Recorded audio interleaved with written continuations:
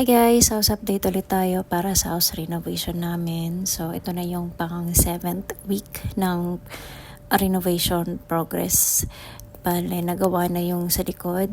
At ngayon, nasa fence na sila. Then, after nyan, yung balcony na ang susunod. So, ayan na bali yung structure ng labas. Then, sa loob naman, ito yung sa baba, sa likod ng bahay. Ito bali yung na-extend na part. So, ito dito, yung part na to ay magiging laundry area niya. So, katabi lang ng, or likod lang ng CR. Then, sa gitna naman ito, yung dining namin. Then, sa dulo, yun yung L-type kitchen.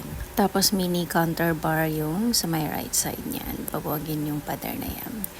Then, sa taas, pag akyat mo ito, magiging hallway na lang siya dyan. Tapos, magiging close to dito. Ito yung part na mini walk-in closet connecting doon sa masters. Tapos, yung dulo is yung CR din sa masters.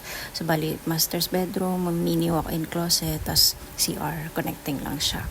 Yan, gawa na rin yung pang bathtub na bed daw, sabi ni Dylan. Ayan, so ito naman yung hallway papunta naman sa second room na mas maliit lang. So ito yung itsura niya, yung right side magiging cabinet dyan. Dito naman yung bed ilalagay. Ayan. Tapos katabi nito is yung common CR sa taas. Ayan, ganito lang din siya kaliit. Yan.